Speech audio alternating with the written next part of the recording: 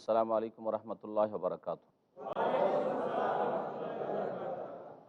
আলহামদুলিল্লাহ রবিল আলমিন ওসলাত ওসালাম আল্লাহ সঈদুল মুরসালিন নবীনা মোহাম্মদ ওয়ালা আলী ওসাহবি আজমাইন আম্মাবাদ ফাউজুবিল্লাহিমিনাশ-শাইতানির রাজিম বিসমিল্লাহির রহমানির রহিম আবাসা ওয়া তাওয়াল্লা আনজা আহুল আমা ওমা ইউদরিকা লাআল্লাহু ইয়াজ্জাক্কা আও ইয়াজ্জাক্কারু ফাতানফাআহু যিকরা আম্মা মান ইস্তাগনা ফাআনতা লাহু তাসাদ্দাহ।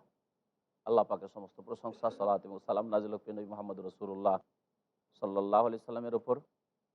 আমরা তাফসীর করব সূরা আবাসার।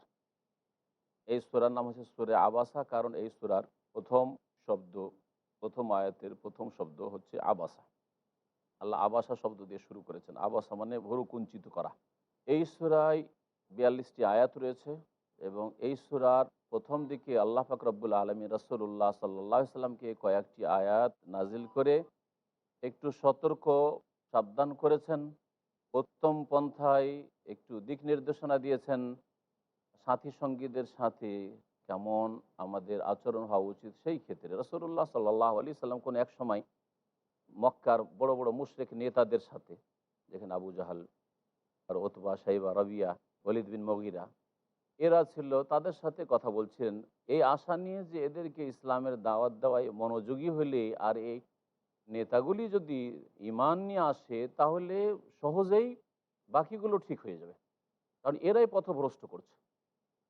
ওই সময় হঠাৎ করে একজন অন্ধ সাহাবী আবদুল্লাহ বিন উম্মে মাকতুম রাদিয়াল্লাহু আনহু, যাকে রাসূলুল্লাহ রমজান মাসে মুয়াজ্জিন বানাতেন, আর রাসূলুল্লাহ সাল্লাল্লাহু আলাইহি সাল্লাম কয়েকবার যখন মদিনার বাইরে গেছেন তখন আবদুল্লাহ বিন উম্মে মাকতুমকে ইমামতির দায়িত্ব দিয়ে গেছেন, নিজের স্থলাভিষিক্ত করেছেন। এই সাহাবী এসে উপস্থিত হলেন রাসূলুল্লাহ সাল্লাল্লাহু আলাইহি ওয়াসাল্লামের কাছে কিছু দিন সম্পর্কে জানার জন্য। ইয়া রাসূলুল্লাহ, আমি কিছু জানতে চাই। রাসূলুল্লাহ সাল্লাল্লাহু আলাইহি ওয়াসাল্লাম ভাবলেন যেহেতু আমার সাথী আছেই, এর সাথে পরে কথা বলা যাবে, কিন্তু যাদের পিছনে লেগে আছি হতে পারে এদের মনটা ফিরে যেতে পারে ঈমান ইসলামের দিকে, সুতরাং এদের জন্য একটু প্রচেষ্টা চালাই। রাসূলুল্লাহ সাল্লাল্লাহু আলাইহি ওয়াসাল্লাম একটু মনক্ষুণ্ণ হয়েছিলেন যে তুমি এই সময় কথার মধ্যে কেন এসে জিজ্ঞাসাবাদ করছো, বরং একটু অপেক্ষা করে এদের সাথে কথা শেষ হয়ে যাক তারপরে। এমন কোনো বড় ধরনের কিছু ছিল না, কিন্তু আল্লাহ পাক রব্বুল আলামিন মানুষের অন্তর দেখেন, যে কাফের অবাধ্য নেতারা এদের অন্তরে কুফরি লুকায়িত আছে, এমনভাবে যে কুফরি কেড়ে বের করতেই চাই না, এরা ঈমান নিয়ে আসবে না, আল্লাহ পাকের এলমে এটা আছে। আর যেই ব্যক্তি আগ্রহের সাথে আসছে শিখার জন্য, তার থেকে তুমি অমনোযোগী কেন হচ্ছ, এই মর্মে আল্লাহ পাক রব্বুল নবী সাল্লাল্লাহু আলাইহি সাল্লামকে সতর্ক করেছেন। রাসূলুল্লাহ সাল্লাল্লাহু আলাইহি সাল্লাম পরে এই আয়াতগুলি নাজিল হওয়ার পরে সারা জীবনটা ধরে যখন এই অন্ধ ব্যক্তি সাহাবীকে দেখতেন তখন তাকে বলতেন স্বাগতম, মারহাবা, যার সম্পর্কে আল্লাহ পাক আমাকে সতর্ক করেছেন, যার সম্পর্কে আয়াত নাজিল করে আল্লাহ পাক আমাকে সতর্ক করেছেন। মহান আল্লাহ ইরশাদ করেছেন আবাসা ওয়া তাওয়াল্লাহ। নবী মুহাম্মদ সাল্লাল্লাহু আলাইহি ওয়াসাল্লাম মুখ ভার করলো, ভুরু কুঞ্চিত করলো, ওয়া তাওয়াল্লা এবং মুখ ঘুরিয়ে নিল, আনজা আহুল আমা, কারণ তার কাছে একজন অন্ধ এসেছে তা সে দিন সম্পর্কে জানার জন্য, যে সাহাবীর কথা বললাম। অমা ইউদরিকা লাআল্লাহু ইয়াজ্জাক্কা, তুমি কি জানো হে নবী, হতে পারে সেই পরিশুদ্ধ হবে। এই অন্ধ ব্যক্তি আত্মার পরিশুদ্ধি করবে, পাক পবিত্র হতে চায় শিরক থেকে, কুফরি থেকে এবং পাপ থেকে। এর অন্তরে আল্লাহর ভালোবাসা রয়েছে, রাসূলের ভালোবাসা রয়েছে। আও ইয়াজ্জাক্কারু, অথবা এ উপদেশ নিতে চায়, ফাতানফাহু যিকরা, আর তোমার কাছ থেকে উপদেশ নিলে উপদেশ তার কাজে আসবে, উপদেশ তার জন্য লাভজনক হবে। আম্মা মানিস্তাগনা, পক্ষান্তরে যে বেপরোয়া হয়ে যাচ্ছে, মানিস্তাগনা তোমার পরোয়া করে না, তোমার কথার পরোয়া করে না, এই কাফের নেতারা, ফান্তা লাহু তাসাদ্দা, তুমি তার প্রতি মনোযোগী হচ্ছ, তার পিছনে পড়ছো। আল্লাহ বলছেন ওমা আলাইকা আল্লাহ ইয়াজ্জাক্কা, আর তোমার কোনো দোষ নেই যদি এই কাফের নেতাগুলো পবিত্রতা অর্জন না করে, শিরকের, কুফরির, নাপাকি থেকে পবিত্র না হয়, তাদের আত্মার পরিশুদ্ধি যদি না হয়, তাহলে তাতে তোমার কি যায় আসে। ও আম্মা মান জাআকা ইয়াসা, পক্ষান্তরে যে তোমার কাছে ছুটে আসছে, ওয়া ইয়াখশা, আর সে আল্লাহকেও ভয় করে, ফাআনতা আনহু তালাহা, তার থেকে তুমি অমনোযোগী হচ্ছ, তার থেকে তুমি গাফিল হয়ে যাচ্ছ, এটা তোমার জন্য উচিত হয় না। কত সুন্দর ভাষায়, কত ভদ্র ভাষায় আল্লাহ পাক রব্বুল আলামিন তার প্রিয় রাসূল সাল্লাল্লাহু আলাইহি সাল্লামকে সতর্ক করছেন, সচেতন করছেন। কাল্লা ইন্নাহা তাযকিরা, কোশ্চিন কালেও নয়, মানে এইরকম নয় যেই রকম ধারণা করে কাফের মুশরিকরা। ইন্নাহা তাযকিরা, এই কোরআন হচ্ছে বা এই আয়াতগুলি যে বলা হলো এগুলি হচ্ছে উপদেশ বাণী। ফামান শাআ যাকারাহ, সুতরাং যে চাইবে সে উপদেশ নিক বা মনে রাখবে, যাকারাহু সে মনে রাখবে। ফি সুহুফি মুকাররামা, এই আল কোরআনের আয়াত লিখা রয়েছে ফি সুহুফি মুকাররামা, সম্মানিত মর্যাদা সম্পন্ন কিতাব সমূহে। সাহিফাতুন বহু বচন হচ্ছে সাহিফা, সাহিফা হচ্ছে পুস্তিকা। আর তাহলে বহু বচন আল্লাহ বলেছেন, মানে আল্লাহ পাক রব্বুল আলামিন এই কোরআনে করিম লিখে রেখেছেন সম্মানিত মর্যাদা সম্পন্ন সাহিফাই বা কিতাব সমূহে। তা হচ্ছে লৌহে মাহফুজ, লৌহে মাহফুজ থেকে আল্লাহ পাক নাজিল করেছেন। মারফু আতি মুতাহারা, যা সুউচ্চ এবং যা পবিত্র। আল্লাহ পাক রব্বুল আলমিনের এই লৌহে মাহফুজ আর এই যে কোরআন, এ হচ্ছে সমুন্নত সুউচ্চ। আর মুতাহারা, তা হচ্ছে পাক পবিত্র, এমন পাক পবিত্র যে কোনো নাপাক বস্তু বা ব্যক্তি স্পর্শ করতে পারে না। সেই জন্যই শয়তান তার কাছে যেতে পারে না। শয়তান কোরআনে করিম যখন নাজিল হইতো তখন সেই পথেও যেতে পারতো না, তাদেরকে উল্কাপিণ্ড দিয়ে ধ্বংস করে দেওয়া হইতো। বেআইডি সাফারা, এবং সেটা যে অবতীর্ণ হয় সেটা লেখকদের হাতে। আল্লাহ বলছে বেআইডি সাফারা, লেখকদের হাতে, অর্থাৎ ফেরেশতাগণের হাতে। ফেরেশতা জিবরিল আলাইহিস সালাম এবং জিবরাইল আলাইহিস সালামের এতে সেই বিভাগে যত ফেরেশতা হতে পারে। এই নয় যে জিবরাইল আলাইহিস সালাম শুধু ওহী নিয়ে আসে, জিবরাইল আলাইহিস সালামের সাথে অসংখ্য ফেরেশতা, তার সহযোগী ফেরেশতা হতে পারেন। কিরামিম বারারা, যেসব ফেরেশতারা সকলেই বড় সম্মানিত এবং সকলেই পুত পবিত্র। বাররুন মানে নেক, সৎ। তো ফেরেশতাদেরকে আল্লাহ সম্মানিত বলেছেন, করিমের বহুবচন, আর বারারা তারা নেক, সৎ। কতিলাল ইনসানু মা আকফারাহ, মানুষ ধ্বংস হোক, ওই মানুষ ধ্বংস হোক যে মানুষ কুফরি করে। মা আকফারা, কত বেশি সে সত্যকে অস্বীকার করে। মা আকফারা, কোন জিনিস তাকে এই কুফরিতে উদ্বুদ্ধ করেছে। মিন আইয়্যি শাইইন খালাকা, একটুও চিন্তা করে দেখে না মানুষ যে কোন বস্তু থেকে আল্লাহ পাক তাকে সৃষ্টি করেছেন। আল্লাহ জিজ্ঞাসা করার পরে নিজেই জবাব দিয়েছেন, মিন নুতফাতিন খালাকাহু, শুক্রবিন্দু থেকে আল্লাহ সৃষ্টি করেছেন মানুষ। কত ঘৃণিত আর কত নগণ্য পানি ছিলে তুমি, সেখান থেকে আল্লাহ সৃষ্টি করেছেন। ফাকাদ দ্বারা, এবং তাকে আল্লাহ সুপরিমিত করেছেন, সুঠাম করেছেন। সুম্মা সাবিলা ইয়াসসারা, তারপরে আল্লাহ পাক পথ সহজ করে দিয়েছেন। পথ সহজ করার একটি তাফসীর হচ্ছে যে মাতৃগর্ভে এসছে, তারপরে গর্ভধারণ করেছে, তার মা ৯ মাস ১০ মাস ধরে যে সময়টা গেল, আল্লাহ পাক তারপরে পৃথিবীতে বেরিয়ে আসার রাস্তা সহজ করে দিয়েছেন। যদি এই রাস্তা সহজ না করতেন তাহলে পেটেই মরে থেকে যেত, এই একটা তাফসীর। আর একটা হচ্ছে আল্লাহ পাক পৃথিবীতে তার জীবনযাপনের রাস্তা সহজ করে দিয়েছেন। দুনিয়ায় আসার পরে আল্লাহ পাক তার রিজিকের ব্যবস্থা করেছেন, কোনো উপায় অবশ্যই করে দিয়েছেন। বাপ খাওয়াচ্ছে, আর না হলে আত্মীয় স্বজনকেও খাওয়াচ্ছে, তারপরে তার বড় হওয়ার জন্য, তার লেখাপড়ার জন্য, তার জীবনযাপনের জন্য রাস্তা আল্লাহ পাক সহজ করে দিয়েছেন, রুজি রোজগারের জন্য। সুম্মা সাবিলা ইয়াসসারা মানে তার জীবনটা সম্পর্কে যেন বলা হয়েছে, দ্বিতীয় তাফসীর। আল্লাহ পাক তারপরে এরশাদ করছেন যে এই যে জীবনযাপন করলো পৃথিবীতে নির্ধারিত একটা সময়, সুম্মা আমাতাহু, তারপরে কে তাকে মৃত্যু দান করে? আল্লাহই তো তাকে মৃত্যু দান করেন। ফাখবারা, এবং তার কবর দেওয়ার আল্লাহ ব্যবস্থা করেন, তাকে কবরস্থ করেন। আল্লাহ যদি কবর দেওয়ার ব্যবস্থা না করতেন, হ্যাঁ, কেউ যদি এইরকম না হইতো যার মাধ্যমে আল্লাহ পাক দাফনের ব্যবস্থা করবে, তাহলে উপরে থেকে যেত আর কুকুর শিরগালে নুচে নুচে খেত, আর দুর্গন্ধতে পৃথিবীর আবহাওয়া নষ্ট হয়ে যেত, মানুষ ধ্বংস হয়ে যেত। আল্লাহ পাক কবর দেওয়া শিখিয়েছেন এবং কবর দেওয়ার দাফন করার সুব্যবস্থা করেছেন, যে তোমার জন্য কেউ না কেউ এমন আছে আমার বান্দা যাদের মাধ্যমে তোমাকে দাফন করা হবে। সুম্মাইদা শাহ আনসারা, অতবার যখন আল্লাহ পাক চেয়েছেন তখন আবার জীবিত করবেন। আল্লাহ যখন চাইবেন অর্থাৎ পুনরুত্থান করবেন। কাল্লা লাম্মা ইয়াকযি মা আমারা, কখনো নয়, এইরকম ধারণা করিও না যে আল্লাহ পাক উঠাবেন না। আর শুনে রাখো, লাম্মা ইয়াকযি মা আমারা, মানুষকে যা আল্লাহ পাক নির্দেশ দিয়েছেন তা এখনো পুরা করেনি।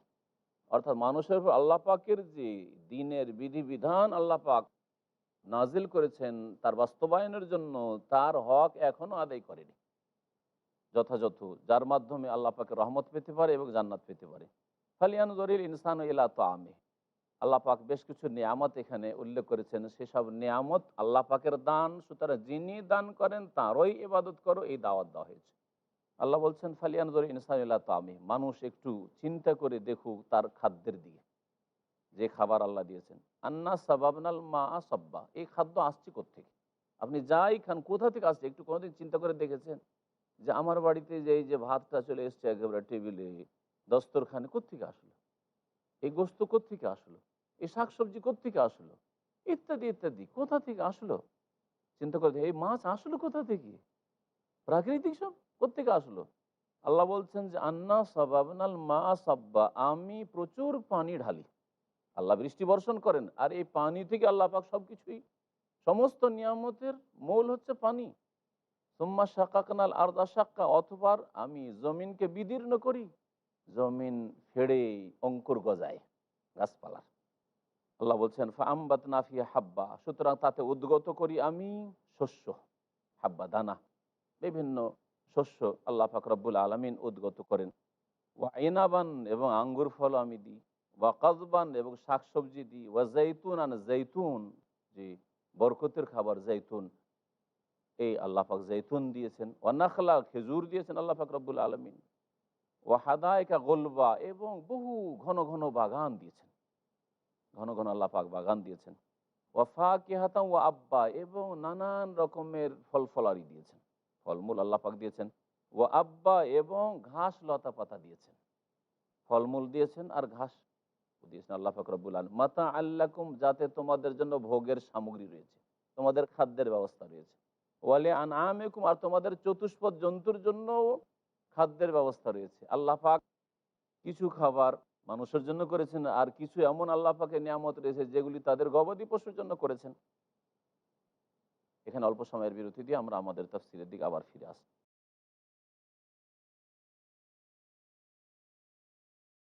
সম্মানিত ভাতৃমণ্ডলী, ফিরে আসি আমাদের আলোচনার দিকে। আমরা তাফসীর করছিলাম সূরা আবাসার।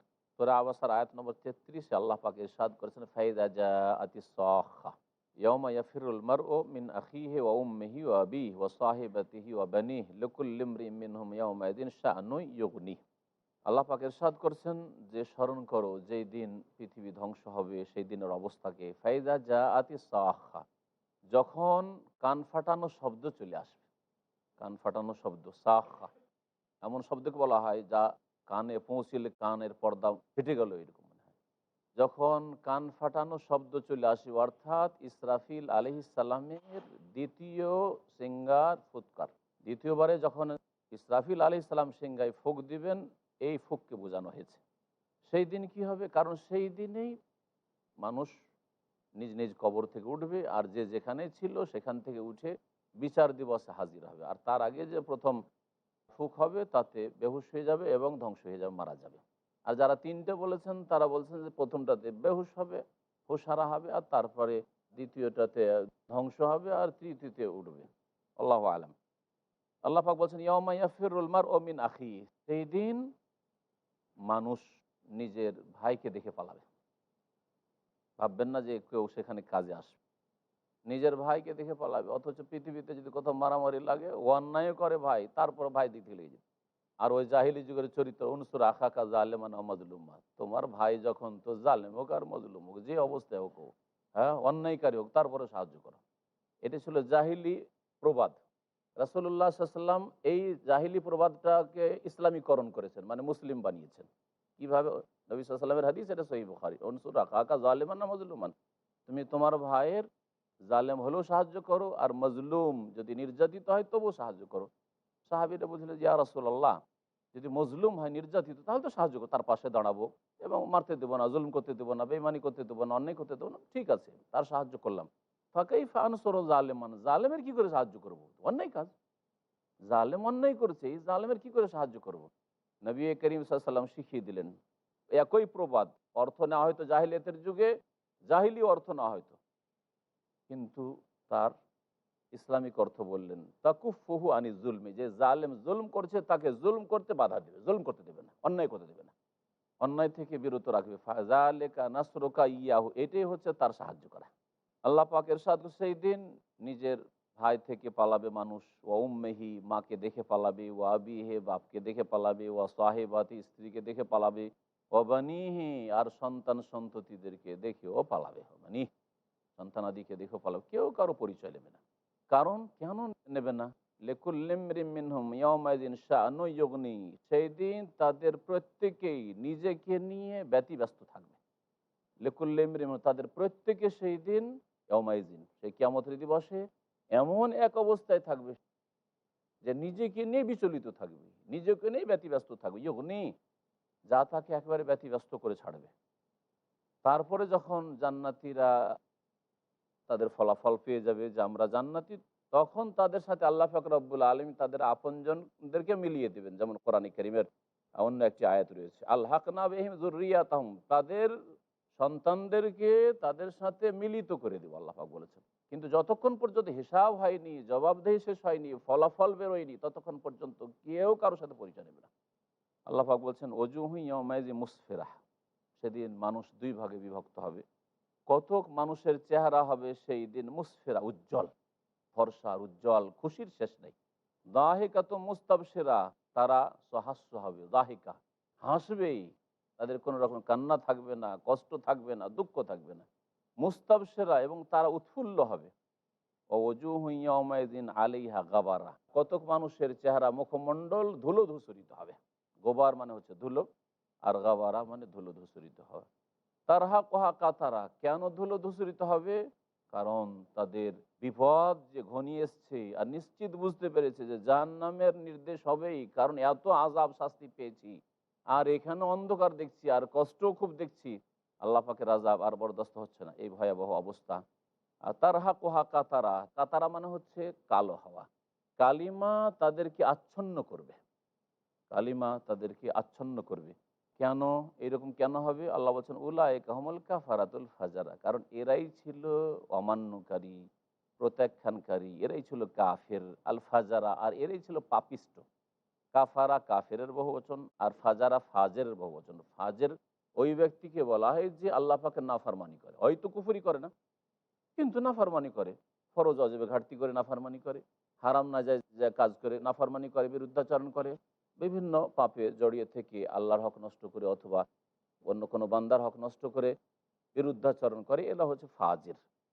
আর সবচেয়ে বড় ফাজের, ফাসিক, বিরুদ্ধাচরণকারী হচ্ছে কাফের, মুশরিক, অন্তরের কপট মুনাফিক। আল্লাহ বলছেন এদের অবস্থা এই জন্যই এরকম হবে যে চেহারা মলিন হবে, যে উলাইকা হুমুল কাফারাতুল ফাজারা, এরাই ছিল কাফের, পৃথিবীতে অস্বীকার করেছে, আল্লাহ পরকালকে বিশ্বাস করেনি, আখেরাতের জন্য প্রস্তুতি নিয়ে আসেনি, আর এরাই ছিল পাপিষ্ট ফাজারা।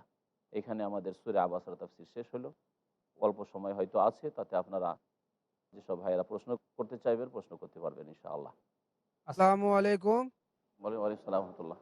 আজীবন যারা মদ পান করলো, হুম।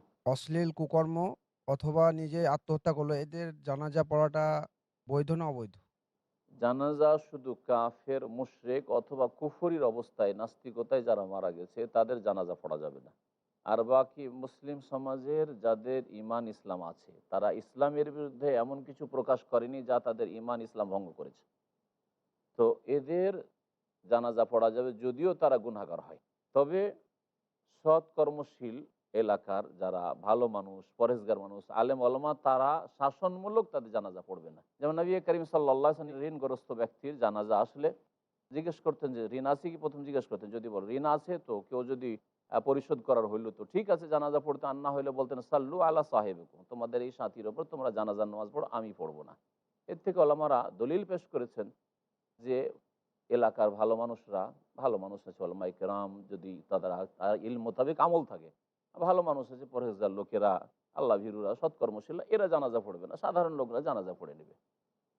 এটা শাসনমূলক যদি হয়। আর যদি দেখা যায় যে না এতে শাসন হবে না, ফাসেক আর অথবা আপনার আত্মীয় যদি জানাজা না পড়েন, তো একটা বিপর্যয় সৃষ্টি হবে, পারিবারিক দ্বন্দ্ব শুরু হবে, সামাজিক শত্রুতা শুরু হবে, তাহলে এইরকম অনিষ্ট থেকে বাঁচার জন্য, অথবা তাতে যদি কোনো দাওয়াতি স্বার্থ না থাকে, তাহলে ফাসেক, গুনাহগার, পাপিস্টের জানাজা পড়া জায়েজ, যদি তার আসল ইমান ইসলাম ঠিক থাকে, ইমান ভঙ্গ করে না মারা যায়। এইরকম আত্মহত্যাকারী আমাদের দেশে যে অজ্ঞতা হচ্ছে যে আত্মহত্যা করাকে এত বড় অপরাধ মনে করে যে আত্মহত্যাকারী জানাজাই পড়ে না, অথচ সেই লোকটা গুনাহগার হয়ে মারা যাচ্ছে। সে যদি নামাজি হয়ে থাকে, সে যদি নামাজি হয়ে থাকে, তার তৌহিদ ঠিক থাকে, শিরক মুক্ত থেকে থাকে, তো আল্লাহ পাক কোনোদিন মাফ করতে পারেন, আযাব দিও। যদিও সে তওবার সুযোগ পেল না, কারণ আত্মহত্যার মাধ্যমে দুনিয়া থেকে চলে গেল। কুফরের অবস্থায় মারা যায়নি যে আত্মহত্যা করে, সেই জন্য অবশ্যই দোয়া করতে হবে, অবশ্যই জানাজা তার জন্য পড়তে হবে। যারা কুফরের অবস্থায় মারা যায় তাদের খবর নেই, বেনামাজি ঢালাহারে জানাজা হচ্ছে। বড়ই দুঃখের বিষয় যে বেনামাজি অপরাধী মনে করা হয় না, অথচ শিরকের সমতুল্য গুনাহ হচ্ছে নামাজ ছাড়া, ফরজ নামাজ ছাড়া। শিরকের সমান নিচে নয়। জি হ্যাঁ, ফাসেক গুনাহগার যারা, তাদের জানাজা পড়া যাবে, কারণ আল্লাহর রহমতের তারা মুখাপেক্ষী। আর আল্লাহর রহমত, জানাজা মানে আল্লাহ পাকের রহমত চাওয়া মাইয়াতের জন্য। অন্য কোনো ভাই? আসসালামু আলাইকুম। ওয়ালাইকুম সালাম রহমতুল্লাহ। বীর্য পাক না নাপাক এটা কোরআন ও হাদিস দিয়ে একটু বুঝিয়ে বলবেন। আমার ভাই জিজ্ঞেস করেছেন ফিকার একটা ক্ষুদ্র মাসলা, বীর্য পাক না না পাক। বীর্য পাক না না পাক এই মাসলায় ফোকাহায়ে কেরামদের দ্বিমত রয়েছে। একটি মত হচ্ছে যে বীর্য নাপাক, পেশাবের রাস্তা দিয়ে বেরোয়, সুতরাং তারা ধরে নিয়েছে যে নাপাক। যেমন মাজি নাপাক, পেশাব নাপাক, ওই রকমই বীর্য নাপাক। আর এক দল বলছেন না, বীর্য নাপাক নয়, কারণ রাসূলুল্লাহ সাল্লাল্লাহু আলাইহি সাল্লামের কাপড়ে মনি বীর্য লেগে থাকতো। আর রাসূলুল্লাহ সাল্লাল্লাহু আলাইহি সাল্লামের বিবি আয়েশা রাদিয়াল্লাহু তাআলা নিজে বলছেন যে আমি বীর্যকে গাঢ় বেশি হতো, তো সেটাকে আমি একটু ঘষে দিতাম, আর তারপরে সেটার দাগটা যে হতো দাগটাকে আমি উঠিয়ে দিতাম, আর তারপর রাসূলুল্লাহ বিনা ধুয়ে কাপড়ে নামাজ পড়তেন। আর নাপাক যদি হয় তাহলে শুধু একটু ঘষা দেওয়ার পরে কি করে নামাজ পড়া যেতে পারে? ঘষা দিলে কি পাক হয়ে যাবে যদি নাপাক জিনিস হয়? তো এই হাদিসটি স্পষ্ট দলিল যে বীর্য নাপাক নয়। এই জন্য বীর্যকে আমি বলি যে বীর্য হচ্ছে কাশপোটার মতো নোংরা বস্তু, ঘৃণিত, খারাপ লাগে, কিন্তু বীর্য নাপাক নাই। আর নাপাক বস্তু থেকে আল্লাহ সবচেয়ে শ্রেষ্ঠ মখলুককে, মানুষকে আল্লাহ সৃষ্টি করেনি, পাক দিয়ে সৃষ্টি করেছে ইনশাআল্লাহ।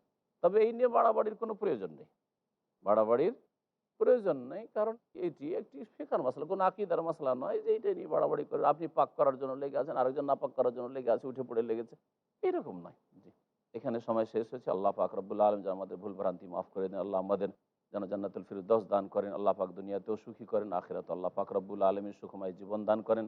আল্লাহ পাক বালা মুসিবত দূর করে দেন, ব্যাধি দূর করে দেন। আল্লাহ পাক রব্বুল আলামিন সার্বিক কল্যাণ যেন আমাদেরকে দান করেন। সুবহান রাব্বিকা রব্বিল ইজ্জাতি আম্মা ইয়াসিফুন ওয়া সালামুন আলাল মুরসালিন ওয়ালহামদুলিল্লাহি রাব্বিল আলামিন।